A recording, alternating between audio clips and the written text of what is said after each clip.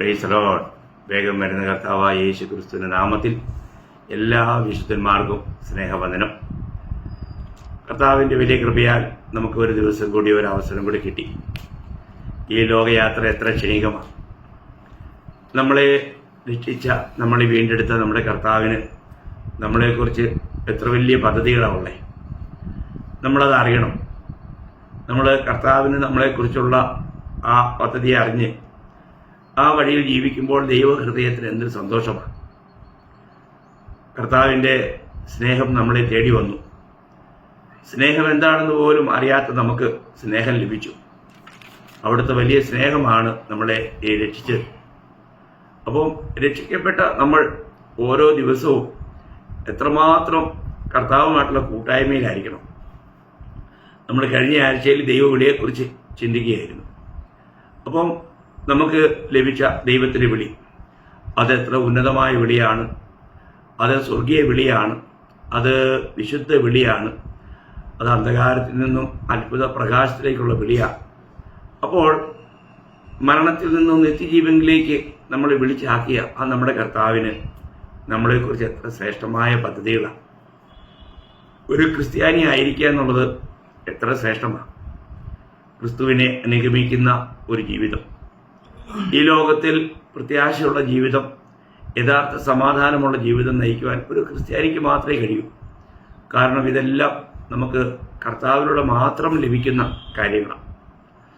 അപ്പോൾ ഇന്നത്തെ ദിവസവും കർത്താവ് പഠിപ്പിച്ച അല്ലെങ്കിൽ കർത്താവിൻ്റെ കൽപ്പന എന്ന നിലയിൽ ഒരു കാര്യം നിങ്ങളെ ഓർപ്പിക്കണം എന്നാണ് ഞാൻ ആഗ്രഹിക്കുന്നത്.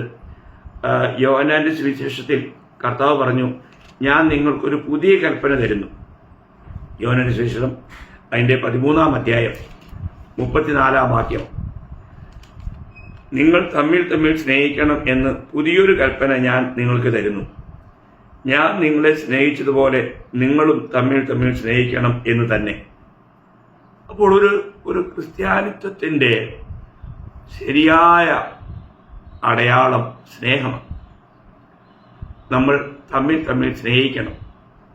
അതുകൊണ്ടാണ് കർത്താവ് അതിൻ്റെ 35-ാം വാക്യത്തിൽ നിങ്ങൾക്ക് തമ്മിൽ തമ്മിൽ സ്നേഹമുണ്ടെങ്കിൽ നിങ്ങൾ എൻ്റെ ശിഷ്യന്മാർ എന്ന് എല്ലാവരും അറിയും. അപ്പം നമുക്ക് തമ്മിൽ തമ്മിലുള്ള സ്നേഹം, ഈ സ്നേഹം നമുക്ക് പരസ്പരം പങ്കുവയ്ക്കേണ്ട ഒരു കാര്യമാണ്. നമുക്ക് കർത്താവിൽ നിന്നും ലഭിച്ച സ്നേഹം, നമുക്ക് ആക്ച്വലി സ്നേഹത്തെക്കുറിച്ച് അറിവില്ലായിരുന്നു. എന്നാൽ ദൈവം നമ്മളെ സ്നേഹിച്ചാണ് ആ സ്നേഹം നമ്മൾ അറിയുന്നത്. ആ സ്നേഹത്തിൻ്റെ വലിപ്പം, അതിൻ്റെ ശ്രേഷ്ഠത, അതിൻ്റെ മഹത്വമൊക്കെ ഒന്ന് മനസ്സിലാക്കി നമ്മൾ ജീവിക്കുന്നെങ്കിൽ ദൈവഹൃദയത്തിന് എത്ര സന്തോഷമാണ്. കാരണം നമുക്കറിയാം, സ്നേഹത്തിൻ്റെ അപ്പസ്തോലൻ എന്ന് വിളിക്കുന്ന യോഹന്നാൻ അപ്പസ്തോലൻ എപ്പോഴും നമുക്കറിയാം സ്നേഹത്തെക്കുറിച്ച് തന്നെ. താൻ വളരെ പ്രായമായിരിക്കുമ്പോഴും തനിക്ക് നടക്കാൻ കഴിയില്ല, കിടക്കമേൽ കിടക്കുന്ന അവസ്ഥയിലും കൂട്ടായ്മയിലേക്ക് എടുത്തുകൊണ്ട് വരുമ്പോൾ യോഹന്നാനോട് അവിടെയുള്ള മറ്റുള്ള വിശുദ്ധന്മാർ ചോദിക്കും, അങ്ങേക്ക് ഇന്ന് സഭയോടുള്ള എന്തെങ്കിലും ദൂതുണ്ടോ എന്ന് ചോദിച്ചാൽ യോഹന്നാന് പറയാനുണ്ടായിരുന്ന ഒരേ ഒരു കാര്യം, നിങ്ങൾ തമ്മിൽ തമ്മിൽ സ്നേഹിക്കണം എന്ന മാത്രമായിരുന്നു. ആ ഒരു വാക്കിൽ മുഴുവൻ സന്ദേശം ഉൾക്കൊണ്ടിരിക്കുകയാണ്. ഇന്ന് ആ സ്നേഹമല്ലേ നഷ്ടപ്പെട്ടിരിക്കുന്നത് എന്ന് തോന്നിപ്പോകും. കാരണം നമുക്കറിയാം, മത്തായി 24:12 പറയുന്നുണ്ട്, അതിക്രമം പെരുകുന്നതുകൊണ്ട് സ്നേഹം തണുക്കും. അല്ലെങ്കിൽ ആ സ്നേഹത്തെ നമുക്ക് കാണുവാൻ കഴിയില്ല. ഇന്ന് അതിക്രമങ്ങൾ, ഇന്ന് പാപം ഏറ്റവും വർദ്ധിച്ചു നിൽക്കുന്ന ഒരു അവസ്ഥയാണെന്ന് നമുക്കറിയാം. അതുകൊണ്ട് ഇന്ന് നമുക്ക് ആ സ്നേഹത്തെ നമുക്ക് പരസ്പരം പങ്കുവയ്ക്കുവാനായിട്ട് കഴിയുമോ? കർത്താവിൻ്റെ ഹൃദയത്തെ തണുപ്പിക്കുവാൻ നമുക്ക് കഴിയുമോ? ആ സ്നേഹത്തിൽ നമുക്ക് വസിക്കുവാൻ കഴിയുമോ? ആ സ്നേഹം എങ്ങനെ നമുക്ക് പരസ്പരം പങ്കുവയ്ക്കാൻ കഴിയും? ഈ കാര്യങ്ങളെ നമ്മൾ മനസ്സിലാക്കുന്നത് എത്ര വലിയ കാര്യമാണ്. നിങ്ങൾക്ക് തമ്മിൽ തമ്മിൽ സ്നേഹമുണ്ടെങ്കിൽ നിങ്ങൾ എൻ്റെ ശിഷ്യന്മാർ എന്ന് ലോകം അറിയും, എല്ലാവരും അറിയും. ആ സ്നേഹത്തെ വെളിപ്പെടുത്തി നമുക്ക് ജീവിക്കുവാൻ നമുക്കിന്ന് കഴിയുന്നുണ്ടോ? സ്നേഹിക്കുക എന്നുള്ളത് നമ്മളോടുള്ള ദൈവത്തിൻ്റെ വലിയൊരു കൽപ്പനയാണ്. നമുക്കറിയാം, ഈ 1 യോഹന്നാൻ അതിൻ്റെ 4-ാം അധ്യായം 7-ാം വാക്യത്തിൽ വായിക്കുന്നത്, പ്രിയമുള്ളവരെ, നാം അന്യോന്യം സ്നേഹിക്കുക, സ്നേഹം ദൈവത്തിൽ നിന്ന് വരുന്നു, സ്നേഹിക്കുന്നതിനെല്ലാം ദൈവത്തിൽ നിന്ന് ജനിച്ചിരിക്കുന്നു, ദൈവത്തെ അറിയുകയും ചെയ്യുന്നു. അപ്പോൾ ദൈവത്തെ അറിയുന്ന ഒരുവന് സ്നേഹിക്കാതിരിക്കാൻ കഴിയില്ല. നോക്കുക, അവിടെ അതിൻ്റെ 8-ാം വാക്യത്തിൽ പറയുന്നു, സ്നേഹിക്കാത്തവൻ ദൈവത്തെ അറിഞ്ഞിട്ടില്ല, ദൈവം സ്നേഹം തന്നെ. കണ്ടോ, എത്ര ഭയങ്കര കാര്യമാണ്. അപ്പോൾ നമ്മുടെ ജീവിതത്തിൽ സ്നേഹിക്കാത്തവൻ ദൈവത്തെ അറിഞ്ഞിട്ടില്ല, കാരണം ദൈവം സ്നേഹം തന്നെ. അപ്പോൾ ദൈവം സ്നേഹമാണ്. അതിൻ്റെ 1 യോഹന്നാൻ 4-ന്റെ 16-ാം വാക്യം വായിക്കുമ്പോഴത്തേക്കും വായിക്കുന്നത് ഇങ്ങനെ, ദൈവത്തിന് നമ്മളുള്ള സ്നേഹത്തെ നാം അറിഞ്ഞും വിശ്വസിച്ചിരിക്കുന്നു. ദൈവം സ്നേഹം തന്നെ. സ്നേഹത്തിൽ വസിക്കുന്നവൻ ദൈവത്തിൽ വസിക്കുന്നു, ദൈവം അവനിലും വസിക്കുന്നു. അപ്പോൾ സ്നേഹത്തിൽ വസിക്കുക, ദൈവം സ്നേഹം തന്നെ. നമ്മളൊരു കാര്യം പ്രത്യേകം മനസ്സിലാക്കണം, ദൈവം സ്നേഹം തന്നെ. അപ്പോൾ സ്നേഹത്തിൽ വസിക്കുന്നവൻ ദൈവത്തിൽ വസിക്കുന്നു. നമുക്കറിയാം, തുടർമാനമായിട്ട് യോഹന്നാൻ 15-ാം അധ്യായത്തിൽ കർത്താവ് പറയുന്ന കാര്യമാണ്, നിങ്ങൾ എന്നിലും ഞാൻ നിങ്ങളിലും വസിക്കുന്നുവെങ്കിൽ നിങ്ങൾ ധാരാളം ഫലം കായ്ക്കും. അപ്പോൾ നമ്മൾ കർത്താവിൽ വസിക്കുക, കർത്താവ് നമ്മളിൽ വസിക്കുക, ഇത് ഒരു വിലപ്പെട്ട ഒരു സത്യവും തത്വവുമാണ്. അതെങ്ങനെ കഴിയുമെന്നുള്ളതാണ് നമ്മൾ മനസ്സിലാക്കേണ്ടത്. അപ്പോൾ ഇവിടെ പറയുന്നത് അത് സ്നേഹത്തിലൂടെയാണ്. അപ്പോൾ സ്നേഹത്തിൻ്റെ മറ്റൊരു അടയാളമാണ് ദൈവം പറയുന്നത്, നമ്മൾ അനുസരിക്കും. എന്നെ സ്നേഹിക്കുന്നവൻ എൻ്റെ കൽപ്പനകളെ പ്രമാണിക്കും, യോഹന്നാൻ 14-15 കർത്താവ് പറയുന്നു. അപ്പോൾ നമ്മുടെ ജീവിതത്തിൽ നമ്മൾ ഇന്ന് കർത്താവിലാണെങ്കിൽ നമുക്ക് മറ്റുള്ളവരെ സ്നേഹിക്കാതിരിക്കുവാനായിട്ട് കഴിയുകയില്ല. നമ്മൾ ചിന്തിക്കണം, പ്രിയമുള്ളവരെ, നമ്മളെക്കുറിച്ച് ദൈവത്തിൻ്റെ ആഗ്രഹം, ദൈവത്തിന് നമ്മളോട് പറയാനുള്ളത് നമ്മൾ സ്നേഹിക്കണം. ആ സ്നേഹത്തിൻ്റെ മഹാത്മ്യം നമ്മൾ മനസ്സിലാക്കണം. നമ്മുടെ ജീവിതത്തിൽ നമ്മൾ എങ്ങനെയുള്ള സ്നേഹമാണ് പ്രാപിച്ചത്? അതിൻ്റെ 1 യോഹന്നാൻ 3-1 പറയുന്നുണ്ടല്ലോ, കാൺമീൻ, നാം ദൈവമക്കളെന്ന് വിളിക്കപ്പെടുവാൻ പിതാവ് നമുക്ക് എത്ര വലിയ സ്നേഹം നൽകിയിരിക്കുന്നു, അങ്ങനെ തന്നെ നാം ആകുന്നു. ലോകം അവനെ അറിഞ്ഞിട്ടില്ലായതുകൊണ്ട് നമ്മയും അറിയുന്നില്ല. അപ്പോൾ കാൺമീൻ, നാം ദൈവമക്കളെന്ന് വിളിക്കപ്പെടുവാൻ പിതാവ് എത്ര വലിയ സ്നേഹം നൽകിയിരിക്കുന്നു, അല്ലേ? അപ്പോൾ നമ്മളെ ദൈവമക്കളെന്ന് വിളിക്കപ്പെടുവാൻ നമുക്ക് എന്തെങ്കിലും യോഗ്യതയുണ്ടോ? കാരണം അതേ യോഹന്നാൻ 3-8 പറയുന്നു, അവരിൽ പാവമില്ല, അവരിൽ വസിക്കുന്നവൻ പാപം ചെയ്യുന്നില്ല, പാവം ചെയ്യുന്നവൻ ആരും അവനെ കണ്ടിട്ടില്ല, അറിഞ്ഞിട്ടുമില്ല. ഞാനിപ്പോൾ വായിച്ചത് 6-ാമത്തെ വാക്യമാണ്. അതിൻ്റെ 8-ാം വാക്യം, പാവം ചെയ്യുന്നവൻ പിശാചിന്റെ മകനാവുന്നു. നോക്കുക, പാവം ചെയ്യുന്നവൻ പിശാചിന്റെ മകനാവുന്നു. അതുകൊണ്ടല്ലേ യഹൂദന്മാരെ പോലും യോഹന്നാൻ 8:44 നിങ്ങൾ പിശാചിന്റെ പിതാവിന്റെ മക്കൾ എന്ന് പറയാൻ ഇടയായത്. കാരണം ഈ ലോകത്തിൽ നമുക്കറിയാം, നമ്മൾ ഈ ലോകത്തിൽ ജനിച്ച ആ ജനനത്തിൽ തന്നെ നമ്മുടെ ജനനം എങ്ങനെയായിരുന്നു? സങ്കീർത്തനം 51-5-ാം വാക്യം, ഇതാ ഞാൻ അകൃത്യത്തിൽ ഒരുവായി, പാപത്തിൽ എൻ്റെ അമ്മ എന്നെ ഗർഭം ധരിച്ചു. നോക്കണം, അപ്പോൾ അമ്മയുടെ ഉദരത്തിൽ കിടക്കുമ്പോൾ തന്നെ നമ്മൾ അകൃത്യത്തിൽ ഉരുവായി എന്നാണ്. പാപത്തിൽ എൻ്റെ അമ്മ എന്നെ ഗർഭം ധരിച്ചു. നോക്കുക, അപ്പോൾ അങ്ങനെ ഒരു പാപിയായി ഈ ലോകത്തിലേക്ക് പിറന്ന ഒരു വ്യക്തി അവനൊരു ദൈവവൈതലായി മാറുക എന്ന് പറയുന്നത് നമ്മൾ ചിന്തിക്കണം. അത് ദൈവത്തിന്റെ കരത്തിന്റെ വലിയ പ്രവൃത്തിയാണ്.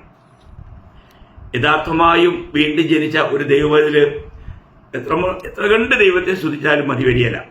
അതുകൊണ്ടാണ് നമ്മൾക്ക് റോമാലേഖനത്തില് പൗലോസ് പറയുന്നുണ്ട്, റോമാലേഖനം അതിന്റെ 5-ാം അധ്യായത്തിന്റെ 8-ാം വാക്യത്തില്, ക്രിസ്തുവോ നാം പാപികളായിരിക്കുമ്പോൾ തന്നെ നമുക്ക് വേണ്ടി മരിക്കാൻ ദൈവം തനിക്ക് നമ്മോടുള്ള സ്നേഹത്തെ പ്രദർശിപ്പിച്ചു. പ്രിയമുള്ളവരെ, ദൈവം സ്നേഹമാണെന്ന് ക്രൂശിൽ ദൈവം സകല മാനവരാശിക്കും അത് പ്രദർശിപ്പിച്ചു. നമ്മൾ ചിന്തിക്കുക, അതൊരു വലിയ ദൈവസ്നേഹത്തിൻ്റെ പ്രദർശനമായിരുന്നു. ആ സ്നേഹത്തിലേക്ക് ഒരു പാപി ഹഠാത് ആകർഷിക്കപ്പെടണം. നമുക്ക് വേണ്ടി സാക്ഷാൽ ദൈവപുത്രൻ എന്തായി തീർന്നു? അവിടുന്ന് നമുക്ക് വേണ്ടി വിരുവനാക്കപ്പെട്ടു. എന്തിനു വേണ്ടിയാണ്? നമ്മളെ വീണ്ടെടുക്കുവാൻ, നമ്മളെ രക്ഷിക്കുവാൻ, നമ്മളെ തൻ്റെ മക്കളാക്കി തീർക്കുവാൻ. ദൈവം തൻ്റെ സ്നേഹത്തെ പ്രദർശിപ്പിച്ച പ്രദർശനശാലയാണ് ക്രൂശ്. അപ്പോൾ ആ സ്നേഹത്തെ നമ്മൾ ആസ്വദിച്ചിട്ടുണ്ടെങ്കിൽ ആ സ്നേഹത്തിൽ നിന്നും വേർപെടുത്തുവാൻ ആർക്കും കഴിയില്ല. യഥാർത്ഥമായും വീണ്ടും ജനിച്ച എല്ലാ ദൈവമക്കളിലും നമ്മൾ അതേ റോമാലേഖനം 5-ാം അധ്യായത്തിന്റെ 5-ാം വാക്യത്തിൽ വായിക്കുന്നുണ്ട്, നമ്മൾ പ്രത്യാശയ്ക്കോ ഭംഗം വരുന്നില്ല, ദൈവത്തിന്റെ സ്നേഹം നമുക്ക് നൽകപ്പെട്ട പരിശുദ്ധാത്മാവിനാൽ നമ്മുടെ ഹൃദയങ്ങളിൽ പകർന്നിരിക്കുന്നുവല്ലോ. ദൈവത്തിന്റെ സ്നേഹം നമുക്ക് നൽകപ്പെട്ട പരിശുദ്ധാത്മാവിനാൽ നമ്മുടെ ഹൃദയങ്ങളിൽ പകരപ്പെട്ടിരിക്കുക. ഈ സ്നേഹം നമുക്ക് മറ്റുള്ളവർക്ക് കൊടുക്കുവാൻ കഴിയണം. ഹൃദയത്തിൽ നിന്നും പുറപ്പെടുന്നതാണ് വായിൽ പ്രസ്താവിക്കുന്നത്. അപ്പൊ നമ്മുടെ അധരങ്ങളിലൂടെ വീഴുന്ന ആ വാക്കുകൾ അത് മറ്റുള്ളവരെ ദൈവത്തെങ്കിലേക്ക് കൊണ്ടുവരുന്നവയായിരിക്കണം, ആകർഷിക്കുന്നവയായിരിക്കണം. വളരെ ഉപ്പിനാൽ രുചി വരുത്തിയതായിരിക്കണം. ലാവണ്യ വാക്കുകൾ എന്നാണ് കർത്താവിന്റെ വാക്കുകളെ കുറിച്ച് പറഞ്ഞിരിക്കുന്നത്. അപ്പോൾ നമ്മുടെ ജീവിതത്തിൽ ഈ ജീവന്റെ വചനം നമ്മൾ പ്രസ്താവിക്കുമ്പോൾ മറ്റുള്ളവർക്കും നിത്യജീവൻ പ്രാപിക്കുവാൻ ഇടയാകണം. അപ്പോൾ നമ്മൾ ഇത്രമാത്രം പാപികളും ദോഷികളുമായിട്ടും കർത്താവ് നമ്മളെ സ്നേഹിച്ചു എന്ന് പറയുമ്പോൾ ആ മകൾ സ്നേഹത്തിന്റെ മഹത്വം നമ്മൾ മനസ്സിലാക്കണം. നമ്മൾ എഫേസ്യ ലേഖനം 2-ാം അധ്യായം അതിന്റെ 4-ാം വാക്യത്തിൽ വായിക്കുന്നത്, കരുണാസമ്പന്നനായ ദൈവമോ നമ്മെ സ്നേഹിച്ച മഹാസ്നേഹം നിമിത്തം അതിക്രമങ്ങളാൽ മരിച്ചവരായിരുന്ന നമ്മെ ക്രിസ്തുവിനോടുകൂടെ ജീവിപ്പിക്കുകയും. അപ്പോൾ കരുണാസമ്പന്നനായ ദൈവമോ നമ്മെ സ്നേഹിച്ച മഹാസ്നേഹം നിമിത്തം. കാൺമീൻ, നാം ദൈവമക്കളെന്ന് വിളിക്കപ്പെടുവാൻ ഇത്ര വലിയ സ്നേഹം. അതെ, ആ മഹാസ്നേഹം, ആ സ്നേഹത്തെ കുറിച്ച് പറയുമ്പോൾ ഒരു ഒരു ഒരു പരിധിയില്ലാത്ത മഹൽ സ്നേഹമാണ്.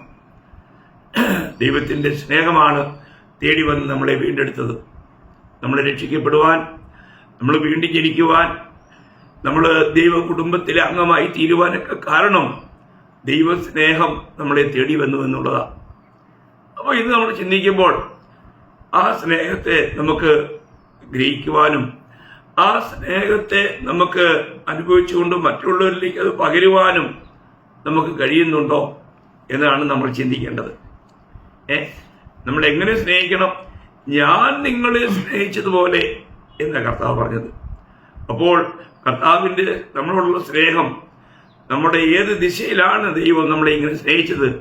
നമ്മൾ പാപികളായിരിക്കുമ്പോൾ, നമ്മൾ ദൈവത്തോട് ശത്രുക്കളായിരിക്കുമ്പോൾ, നമ്മൾ പാപസംബന്ധമായി മരിച്ചു കിടന്ന അനുഭവത്തിൽ, നമ്മൾ വളരെ നിർബലരായിരുന്ന സമയത്ത് കർത്താവ് നമ്മളെ സ്നേഹിക്കുക. ആ മകൾ സ്നേഹം നമ്മൾ മനസ്സിലാക്കണം. ആ സ്നേഹമാണ് നമ്മളിലൂടെ ഇനിയും കർത്താവ് മറ്റുള്ളവരിലേക്ക് പകരുവാനായിട്ട് ആഗ്രഹിക്കുന്നത്. ദൈവത്തിന് കൊള്ളാവുന്നൊരു പാത്രമായി ദൈവം നമ്മളെ ഈ തലമുറയിൽ കണ്ടു. എന്നിട്ട് തന്റെ സ്നേഹം തന്റെ ആത്മാവിലൂടെ നമ്മളിലേക്ക് പകർന്നു. ഇനി ഈ സ്നേഹത്തിന്റെ പകർച്ച പകരുവാനുള്ളൊരു പാത്രമായി ദൈവം നമ്മളെ തിരഞ്ഞെടുത്തിരിക്കുക. അതുകൊണ്ട് തന്നെ നമ്മുടെ ജീവിതത്തിൽ അതിനുവേണ്ടി നമ്മൾ അതേ എഫേസ്യർ 1:6 വായിക്കുന്നത്, നമ്മെ ദത്തെടുക്കേണ്ടതിന് അവൻ പ്രിയനാനിൽ നമുക്ക് സൗജന്യമായി നൽകിയ തന്റെ കൃപാമഹത്വത്തിന്റെ പുകഴ്ചയ്ക്കായി സ്നേഹത്തിൽ നമ്മെ മുൻനിയമിക്കുകയും. നോക്കണം, സ്നേഹത്തിൽ നമ്മെ മുൻനിയമിച്ചു. ദൈവം നമ്മളെ നേരത്തെ തന്നെ നമ്മളെ സ്നേഹത്തിൽ മുൻനിയമിച്ചിരുന്നു, തനിക്ക് വേണ്ടി കരുതിയിരുന്നു. അത് നമ്മൾ അതിന്റെ 1:4 വായിക്കുന്നുണ്ടല്ലോ, നാം തന്റെ സന്നിധിയിൽ വിശുദ്ധരും നിഷ്കളങ്കരും ആകേണ്ടതിന് അവൻ ലോകസ്ഥാപനത്തിന് മുൻപേ നമ്മെ അവനിൽ തെരഞ്ഞെടുത്തു. നമ്മളെ തെരഞ്ഞെടുത്തു, നമ്മളെ മുൻനിയമിച്ചു. ഈ പ്രയോഗങ്ങളൊക്കെ വളരെ ആഴമായ കാര്യങ്ങളാണ്.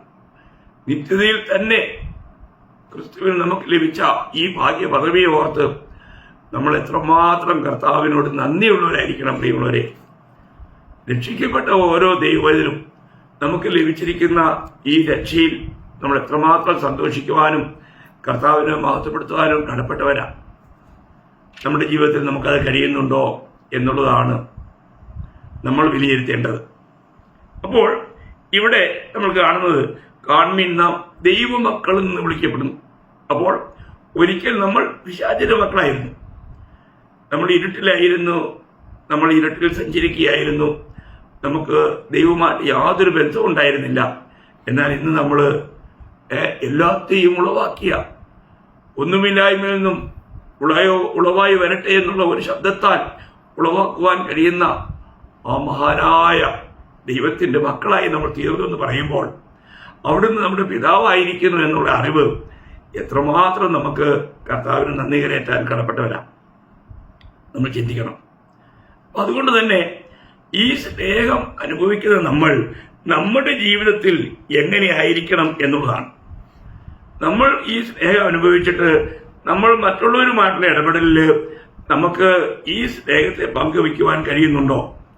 നമ്മൾ റോമാലേഖനം 12-ാം അധ്യായം അതിൻ്റെ 9-ാം വാക്യം വായിക്കുമ്പോൾ, സ്നേഹം നിർവ്യാജമായിരിക്കട്ടെ, സ്നേഹം നിർവ്യാജമായിരിക്കട്ടെ എന്ന് പറഞ്ഞാൽ വെറൊരു പ്രകടനമായിരിക്കാൻ പാടില്ല, വ്യാജമില്ലാത്തതായിരിക്കണം. നമുക്കറിയാം ഇന്ന് ലോകത്തിലെ എല്ലാ കാര്യങ്ങൾക്കും വ്യാജമാണ്. ഭക്തി കപടഭക്തിയായി മാറിയിരിക്കുന്നു. കള്ള നാണയങ്ങൾ, കള്ളനോട്ട്, അപ്പോൾ എല്ലായിടത്തും കള്ളത്തരങ്ങളാണ്. എന്നാൽ ദൈവത്തിന്റെ വചനം പറയുന്നു, നിങ്ങളുടെ സ്നേഹം നിർവ്യാജമായിരിക്കണം. നിർവ്യാജ സ്നേഹം. നമ്മളൊരു വ്യക്തിയെ സ്നേഹിക്കുന്നെങ്കിൽ ആ സ്നേഹത്തിൽ കപടത പാടില്ല. പത്രോസ് അതിനെക്കുറിച്ച് പറയുമ്പോൾ 1 പത്രോസ് അതിന്റെ 1-ാം അധ്യായം 1 പത്രോസ് 1-ാം അധ്യായം 22-ാം വാക്യം, നിർവ്യാജമായ സഹോദര പ്രീതി, ഹൃദയപൂർവ്വം അന്യോന്യം ഉറ്റു സ്നേഹിപ്പിൻ. അതിന്റെ അവസാനം, ഹൃദയപൂർവ്വം അന്യോന്യം ഉറ്റു സ്നേഹിപ്പിൻ, ഹൃദയപൂർവ്വം അന്യോന്യം ഉറ്റു സ്നേഹിപ്പിൻ. അതേ പത്രോസ് 4:8 അതിന്റെ 4:8-ാം വാക്യം, സകലത്തിന് മുൻപേ തമ്മിൽ ഉറ്റ സ്നേഹമുള്ളവരായിരിക്കും. നോക്കുക, ഉറ്റ സ്നേഹം. നമ്മൾ ചിന്തിക്കുക, ഹൃദയപൂർവ്വമുള്ള സ്നേഹം, ഹൃദയപൂർവ്വം അന്യോന്യം സ്നേഹിപ്പിൻ, ഉറ്റ സ്നേഹിപ്പിൻ. നോക്കണം, നമ്മുടെ സ്നേഹം ദൈവം അളക്കും തന്റെ ത്രാസിൽ. അപ്പോൾ നമ്മൾ മറ്റുള്ളവരുമായിട്ടുള്ള സ്നേഹബന്ധം എങ്ങനെയുണ്ട്? എൻ്റെ വിശ്വാസ ജീവിതത്തിന്റെ ആരംഭ സമയത്തൊക്കെയുള്ള ദൈവമക്കൾക്കുള്ള പരസ്പര സ്നേഹം വളരെ ഗഹനമായിരുന്നു. കാണുമ്പോൾ, ദൂരത്തു നിന്ന് കാണുമ്പോൾ പ്രേസ്തലോട് പറഞ്ഞ് ഓടി വന്ന് സ്നേഹ ചുംബനം ചെയ്ത് എത്ര വലിയ സ്നേഹമായിരുന്നു. എന്നാൽ ഇന്ന് നമുക്ക് ഒരു സ്നേഹ ചുംബനം പോലും പരസ്പരം ജനങ്ങൾ കൊടുക്കുന്നില്ല. എത്ര ദുഃഖകരമായ ഒരവസ്ഥയാണ്. നമ്മൾ ചിന്തിക്കണം പ്രിയമുള്ളവരെ, നമുക്ക് യഥാർത്ഥമായിട്ടും ഉറ്റു സ്നേഹിക്കുവാനായിട്ട്, ഹൃദയപൂർവ്വം സ്നേഹിക്കുവാനായിട്ട് നമുക്ക് കഴിയുന്നുണ്ടോ എന്നുള്ളതാണ് നമ്മൾ ചിന്തിക്കേണ്ടത്. മാത്രമല്ല, നമ്മൾ പരസ്പരം ഇന്നുള്ള പരസ്പര സഹായങ്ങളോ, പരസ്പരമായിരിക്കുന്ന ഒരുവൻ മറ്റൊരുവനെ ഏതെങ്കിലും നിലയിൽ സഹായിക്കുന്നുവെങ്കിൽ അതിൽ പോലും കള്ളത്തരങ്ങളാണ്, കപടതയാണ്. എന്തോ ചില മതലപ്പിന് വേണ്ടി, അവരുടേതായിരിക്കുന്ന നേട്ടങ്ങൾക്ക് വേണ്ടിയുള്ള സ്നേഹമാണ് നമ്മൾ കാണുന്നത്. എന്നാൽ പൗലോസ് ഗലാത്യ ലേഖനത്തിൽ പറയുമ്പോൾ, ഗലാത്യർ 5:13 വാക്യം അതിന്റെ അവസാന ഭാഗം ഞാൻ വായിക്കാം.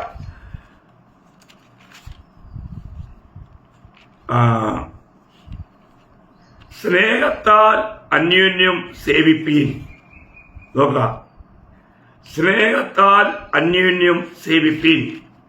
അപ്പോൾ നമ്മൾ പരസ്പരം സേവിക്കുന്നത് അല്ലെങ്കിൽ ശുശ്രൂഷിക്കുന്നത് എങ്ങനെയായിരിക്കണം? സ്നേഹത്തിലൂടെ ആയിരിക്കണം. നമ്മൾ കൂട്ടായ്മ ജീവിതത്തിൽ അനേക തിക്തഫലങ്ങൾ, നമ്മൾ സ്നേഹിക്കുന്ന അനേകർ നമ്മൾ ഭക്ഷണം കഴിക്കുമ്പോൾ കരുവേപ്പില എടുത്ത് മാറ്റിക്കളയുന്ന പോലെ നമ്മളെ തള്ളിക്കളയുന്ന അനുഭവങ്ങളൊക്കെ നമുക്കുണ്ടാവും. അവർക്കതിൻ്റെ മഹത്വം മനസ്സിലായില്ല, ആ വേദന മനസ്സിലായില്ല. എന്നാൽ നമ്മളവരെ ആത്മാർത്ഥമായിട്ട് സ്നേഹിച്ചു. എന്നാൽ ആ സ്നേഹം അവർക്ക് മനസ്സിലാക്കാനായിട്ട് കഴിഞ്ഞില്ല എന്നുള്ളത് നമ്മൾ ചിന്തിക്കണം. വളരെ വിലപ്പെട്ടൊരു സത്യമാണ് പ്രിയമുള്ളവരെ. അപ്പം നമ്മുടെ സ്നേഹം എങ്ങനെയായിരിക്കണം, നമ്മുടെ സേവനങ്ങൾ എങ്ങനെയായിരിക്കണം? ആ സേവനം അത് സ്നേഹത്താൽ അന്യോന്യം സേവിപ്പീൻ. വളരെ വിലപ്പെട്ട കാര്യമാണ്. നമുക്ക് നമ്മുടെ ജീവിതത്തിൽ ഓരോ കാര്യങ്ങളും ചെയ്യുമ്പോൾ അത് ആത്മാവിലൂടെ ചെയ്യുവാൻ കഴിയണം. ആത്മാവിന്റെ ഫലമാണല്ലോ സ്നേഹം. അപ്പോൾ അങ്ങനെ ആ സ്നേഹത്താൽ നമ്മൾ 2 Corinthians 5:14-15 വാക്യങ്ങൾ വായിക്കുമ്പോൾ 2 Corinthians 5-ാം അധ്യായം അതിന്റെ 14-15 ക്രിസ്തുവിന്റെ സ്നേഹം ഞങ്ങളെ നിർബന്ധിക്കുന്നു. അതാ നമുക്ക് ഒരു കൂട്ടായ്മയ്ക്ക് പോകാനായിട്ട് കർത്താവിന്റെ സ്നേഹമാണ് നമ്മളെ നിർബന്ധിക്കുന്നത്. ഇന്ന് പലരും വരുന്നത് പരപ്രേരണയാലൊക്കെയാണ്. ആ സ്നേഹമൊക്കെ അങ്ങ് മാറി. എന്നാൽ ക്രിസ്തുവിന്റെ സ്നേഹം നമ്മളെ നിർബന്ധിക്കണം. ആ ക്രിസ്തുവിനായി ജീവിക്കുവാൻ, ആ ക്രിസ്തുവിന്റെ സ്നേഹം മറ്റുള്ളവർക്ക് പകരുന്നൊരു പാത്രമായി ദൈവം എന്നെ തിരഞ്ഞെടുത്തു എന്നുള്ള ആ സന്തോഷത്തിൽ, ആ സംതൃപ്തിയിൽ കർത്താവിനെ സേവിക്കാൻ കഴിയുന്നത് എത്ര ഭാഗ്യമാണ്. ആത്മാർത്ഥതയോടെ നമ്മൾ ചിന്തിക്കണം പ്രിയമുള്ളവരെ. എന്നിട്ട് പറയാണ് അതിന്റെ 15-ാം വാക്യത്തിൽ, എല്ലാവർക്കും വേണ്ടി ക്രിസ്തുവിന്റെ സ്നേഹം നിർബന്ധിക്കുന്നു. എല്ലാവർക്കും വേണ്ടി ഒരുവൻ മരിച്ചിരിക്കെ എല്ലാവരും മരിച്ചുവെന്നും ജീവിക്കുന്നവർ ഇനി തങ്ങൾക്കായിട്ടല്ല തങ്ങൾക്ക് വേണ്ടി മരിച്ചു ഉയർത്തവനായിട്ട് തന്നെ ജീവിക്കേണ്ടതിന് അവൻ എല്ലാവർക്കും വേണ്ടി മരിച്ചു എന്നും ഞങ്ങൾ നിർണയിച്ചിരിക്കുന്നു. അപ്പോൾ നമ്മൾ ഈ ലോകത്തിൽ ഇനി ജീവിക്കുന്ന ഈ ചെറിയൊരായുസ് അത് കർത്താവിന് വേണ്ടി ജീവിക്കണം. കർത്താവ് നമുക്ക് വേണ്ടിയാണ് ക്രൂശിൽ മരിച്ചതെന്ന് അംഗീകരിക്കുന്ന ഒരു വ്യക്തി, ആ മകൾ സ്നേഹത്തെ അനുഭവിച്ചറിഞ്ഞ ഒരു വ്യക്തി, തുടർന്നുള്ള ജീവിതം കർത്താവിന് വേണ്ടിയുള്ള ജീവിതമായിരിക്കണം. നമ്മൾ എന്ത് ചെയ്താലും അവിടെ കർത്താവിന് മഹത്വം ഉണ്ടാകണം. ആ ഒരു ലക്ഷ്യബോധത്തോടു കൂടി ആയിരിക്കണം ഈ ചെറിയൊരായുസ് നമ്മൾ ജീവിക്കേണ്ടത്. അപ്പോൾ മാത്രമല്ല, ഇന്ന് ചെറിയ കാര്യങ്ങളിലൊക്കെ നിസ്സാര കാര്യങ്ങളൊക്കെ പറഞ്ഞിട്ടാണ് ആൾക്കാർ പിണങ്ങുകയും അകന്നു പോവുകയൊക്കെ ചെയ്യുന്നത്. എന്നാൽ നമ്മൾ എഫേസ്യ ലേഖനം അതിന്റെ 4-ാം അധ്യായം 2-ാം വാക്യത്തിൽ പൗലോസിനെ ഓർപ്പിക്കുന്ന ഒരു വലിയ കാര്യം, എഫേസ്യ ലേഖനം അതിന്റെ 4-ാം അധ്യായം അതിന്റെ 2-ാം വാക്യം,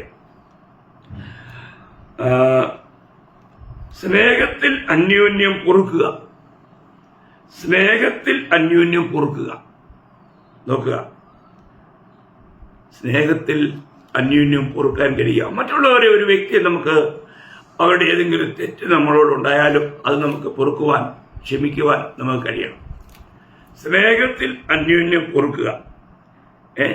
മാത്രമല്ല 1 Corinthians 16-ാം അധ്യായം അതിന്റെ 14-ാം വാക്യം വായിക്കുമ്പോൾ, 1 Corinthians 16-ാം അധ്യായം അതിന്റെ 14-ാം വാക്യം വായിക്കുമ്പോഴത്തേക്കും നമ്മൾ വായിക്കുന്നത്, നിങ്ങൾ ചെയ്യുന്നതെല്ലാം സ്നേഹത്തിൽ ചെയ്യുവിൻ. നിങ്ങൾ ചെയ്യുന്നതെല്ലാം സ്നേഹത്തിൽ ചെയ്യുവിൻ. അതല്ലേ പ്രിയമുള്ളവരെ, നമ്മളൊരു കാര്യം മനസ്സിലാക്കണം. നമ്മൾ എത്രയെല്ലാം കൃപാവരങ്ങളുള്ളവരാണെന്ന് പറഞ്ഞാലും നമ്മുടെ ജീവിതത്തിൽ 1-ാം സ്ഥാനം ഉണ്ടായിരിക്കുന്നത് സ്നേഹത്തിൽ തന്നെയാണ്. എല്ലാം സ്നേഹത്തിൽ. പരസ്പരം ഇന്ന് പല വിശ്വാസികളും കാണുമ്പോൾ അവർക്ക് ഹൃദയംഗമായിട്ടൊന്ന് പുഞ്ചിരിക്കാൻ പോലും കഴിയാത്ത അനുഭവം നമുക്ക് കാണാൻ കഴിയും. കാരണം അവരുടെ ഇടുങ്ങിയ ഹൃദയം. നമ്മൾ ചിന്തിക്കണം, നമുക്ക് യഥാർത്ഥമായിട്ടും മറ്റുള്ളവരെ കാണുമ്പോൾ ദൈവസ്നേഹത്തിൽ ഒന്ന് പുഞ്ചിരിക്കാൻ കഴിയുന്നുണ്ടോ? നമ്മൾ ചെയ്യുന്ന ഓരോ കാര്യങ്ങളും ദൈവസ്നേഹത്താലാണോ? നിത്യതയുടെ കാഴ്ചപ്പാട് ലഭിച്ച ഓരോ വ്യക്തിയും നമ്മൾ ദൈവാത്മാവിനാലും ദൈവസ്നേഹത്താലും ഓരോ കാര്യങ്ങളും ചെയ്യുന്നില്ല എങ്കിൽ പ്രിയമുള്ളവരെ, നിത്യതയിൽ നമുക്ക് യാതൊരു നേട്ടവും ഉണ്ടാകില്ല.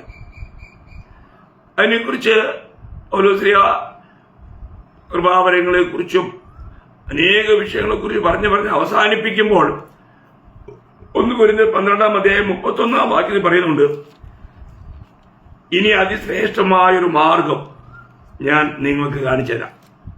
എല്ലാത്തേക്കാളും കവിഞ്ഞുള്ള ഉന്നതമായ ശ്രേഷ്ഠമായ മാർഗം.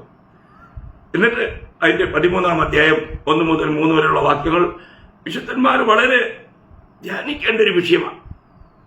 പറയുന്നത്, ഞാൻ മനുഷ്യരുടെയും ദൂതന്മാരുടെയും ഭാഷകളിൽ സംസാരിച്ചാലും എനിക്ക് സ്നേഹമില്ല എങ്കിൽ ഞാൻ മുഴങ്ങുന്ന ചെമ്പോ ചിലമ്പുന്ന കൈത്തളമോ അത്രേ.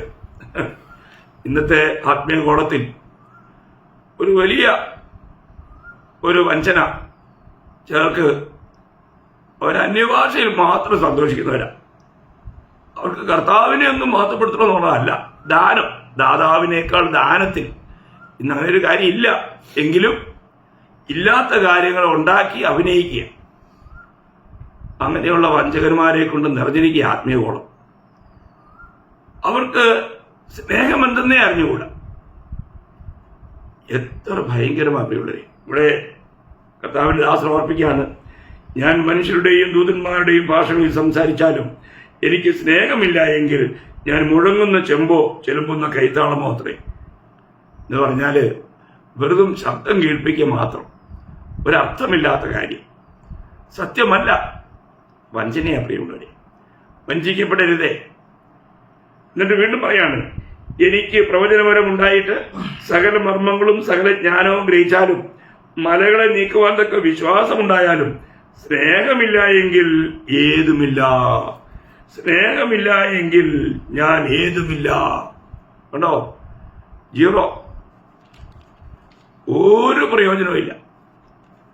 വളരെ വലിയ വലിയ കാര്യങ്ങളൊക്കെ വിശ്വാസത്താൽ ചെയ്യാൻ കഴിയുന്ന ആ വ്യക്തികൾക്കും സ്നേഹത്തിൽ ചെയ്യുവാൻ കഴിഞ്ഞില്ല എങ്കിൽ, അത് ആത്മനടത്തിപ്പിലല്ല എങ്കിൽ ഏതുമില്ലെന്ന അടുത്ത വാക്യമാണ് ഭയങ്കരം. എനിക്കുള്ളതെല്ലാം അന്നദാനം ചെയ്താലും എന്റെ ശരീരം ചുടുവാനേൽപ്പിച്ചാലും സ്നേഹമില്ല എങ്കിൽ എനിക്ക് ഒരു പ്രയോജനവുമില്ല. ഒരു പ്രയോജനവുമില്ല. അതാ പ്രിയമുള്ളവരെ പ്രയോജനം എന്ന് പറഞ്ഞാൽ നമുക്ക് ഭാവിയിലേക്ക് യാതൊരു പ്രയോജനവുമില്ല. അപ്പോൾ കർത്താവിന്റെ സന്നിധി നിൽക്കുമ്പോൾ കർത്താവിന്റെ ന്യായാസനത്തിൽ രക്ഷിക്കപ്പെട്ടവരെല്ലാവരും ന്യായാസനത്തിന് മുമ്പിൽ എത്തും. എന്നാൽ അന്ന് നമുക്ക് ലഭിക്കേണ്ട പ്രതിഫലം അത് നമ്മൾ ഈ ലോകത്തിൽ ദൈവാത്മാവിലൂടെ ദൈവസ്നേഹത്തിലൂടെ ചെയ്തവയ്ക്ക് മാത്രമേ ഉള്ളൂ. ഞാൻ സാധാരണ എപ്പോഴും പറയാറുള്ള ഒരു കാര്യം, കർത്താവ് നമ്മിൽ വസിച്ചുകൊണ്ട് എന്തെല്ലാം ചെയ്യുവാൻ നമ്മളെ കർത്താവിന് ലഭിച്ചോ അതിന് മാത്രമേ പ്രതിഫലമുള്ളൂ. നമുക്ക് മനസ്സിലായോ? ഈ ആത്മനിറവിൻ ജീവിതം എന്ന് പറയുന്നത് ദൈവത്തിന്റെ ആത്മാവിന് നമ്മളെ ലഭിക്കുന്നതാണ്. അങ്ങനെ നമ്മളെ തന്റെ മഹത്വത്തിനു വേണ്ടി ദൈവത്തിന് ഉപയോഗിക്കാൻ കഴിഞ്ഞുവെങ്കിൽ ആ പ്രവൃത്തികൾക്ക് മാത്രമാണ് നിത്യതയിൽ പ്രതിഫലമുള്ളത്. അതുകൊണ്ട് തന്നെ ഓരോ ദിവസവും നമ്മൾ ആത്മാവിൽ നിറയപ്പെടണം, ആത്മാവിനാൽ നടത്തപ്പെടണം. അവരാണല്ലോ ദൈവമക്കൾ എന്ന് റോമർ 8:14 വായിക്കുന്നേ. അപ്പോൾ ദൈവത്തിന്റെ ആത്മാവിനാൽ നിറയപ്പെടാതെ നമുക്ക് ആത്മാവിനാൽ നയിക്കപ്പെടാൻ കഴിയില്ല. അങ്ങനെ നടക്കുന്ന ഒരു ജീവിതം നിത്യതയിൽ ചെല്ലുമ്പോൾ വലിയ പ്രതിഫലങ്ങൾ പ്രാപിക്കുവാൻ, നല്ലവനും വിശ്വസ്തനെ എന്നുള്ള ദാസനെ എന്നുള്ള വിളി കേൾക്കുവാൻ ഇടയായിത്തീരും. അതുകൊണ്ട് ദൈവമക്കളെ, ഒരു കാര്യം ഞാൻ ഓർപ്പിക്കട്ടെ, നമ്മൾ യഥാർത്ഥമായും വീട്ടിൽ ജനിച്ചവരാണെങ്കിൽ നമുക്ക് എല്ലാവരോടും സമാധാനമായിരിക്കാനും എല്ലാവർക്കും ദൈവത്തിൽ നിന്നും പ്രാപിച്ച സ്നേഹം കൊടുക്കുവാനും നമുക്കിന്ന് കഴിയുന്നുണ്ടോ? ഒരു യഥാർത്ഥ ക്രിസ്ത്യാനി യഥാർത്ഥ ശിഷ്യത്വത്തിൽ നമുക്ക് നിലനിൽക്കാൻ കഴിയുന്നുണ്ടോ? ഇതാ നമ്മൾ പരിശോധിക്കേണ്ടത്. നിത്യതയിൽ പ്രയോജനപ്പെടുന്നവരായി, അല്ലെങ്കിൽ നമുക്ക് നേട്ടം കൊയ്യുവാൻ കഴിയുന്ന ഒരനുഭവത്തിൽ ദൈവസ്നേഹത്തിൽ വസിക്കുവാൻ ദൈവമായ കർത്താവ് വചനങ്ങളാൽ എല്ലാ കേൾവിക്കാർക്കും ഇടയാക്കട്ടെ എന്ന് പ്രാർത്ഥിച്ചും ആശ്വസിപ്പിച്ചും ഇന്നത്തെ ഈ സന്ദേശം ഞാനിവിടെ നിർത്തുന്നു. കർത്താവിൻ്റെ നാമത്തിൽ മാത്രം മഹത്വം ഉണ്ടാകട്ടെ.